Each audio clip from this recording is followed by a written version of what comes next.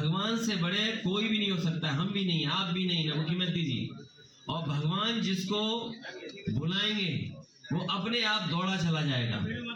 और ये भी सही है कि भगवान किसको कब बुला ले ये भी किसी को नहीं पता। अखिलेश यादव यही नहीं रुके।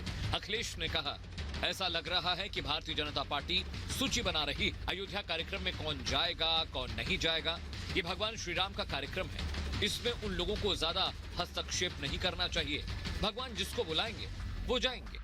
भारतीय जनता पार्टी सूची बना रही है, कौन अतिथि होगा, कौन आएगा, कौन नहीं आएगा, ये भगवान का कार्यक्रम है, भगवान श्री राम का कार्यक्रम है। उसमें इन लोगों को ज्यादा हस्तक्षेप नहीं करना चाहिए। भगवान जिसको बुलाएंगे वो जाएंगे। अखिलेश यादव जब सीएम योगी आदित्यनाथ पर तंज कस रहे थे, उस दौरान उनके बगल में खड़े स्वामी प्रसाद मौर्य हंसते नजर आए।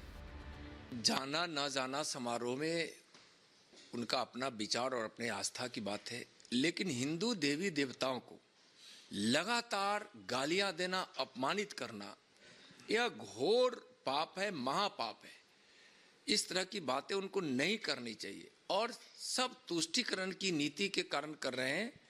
उनकी नीयत में तुष्टीकरण है और वोट की लालच में कर रहे हैं। सियासत की पुरानी कहावत है कि दिल्ली की सत्ता का रास्ता यूपी से जाता है। इस पर समाजवादी पार्टी सुप्रीमो और यूपी के पूर्व मुख्यमंत्री अखिलेश यादव बोले, यूपी में बीजेपी हारेगी तो ही केंद्र की सरकार से बाहर होगी। 2024 में लोकसभा चुनाव में यूपी की सबसे बड़ी भूमिका होगी। उत्तर प्रदेश की जनता बीजेपी का सफाया करेगी। यूपी में बीजेपी हारेगी तो देश से हट जाएगी।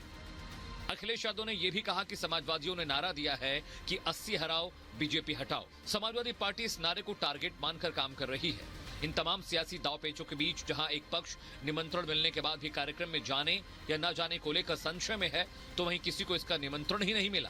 कांग्रेस नेता सोनिया गांधी समेत मल्लिकार्जुन खड़गे और अधीर रंजन चौधरी को अयोध्या जाने का निमंत्रण दिया गया है, लेकिन वो आएंगे या नहीं, इसे लेकर भी तस्वीर साफ नहीं है।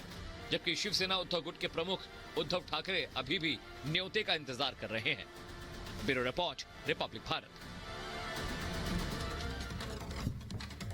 अयोध्या में रामलला के प्राण प्रतिष्ठा की तारीख तय हो गई है। 500 सालों के लंबे इंतजार के बाद रामलला विराजेंगे और ऐसे में अयोध्या में एक ऐसा गांव है जहां पर उन्होंने प्रतिज्ञा कुछ ली थी। 500 सालों तक किसी भी शान वाले काम को करने से परहेज किया था, लेकिन जिस दिन प्राण प्रतिष्ठा होगी उस दिन वही गांव अयोध्या में दिवाली और होली दोनों का त्योहार एक साथ मनाएगा।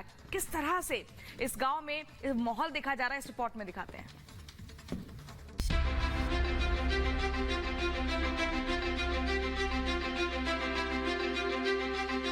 इन तस्वीरों को जरा गौर से देखिए।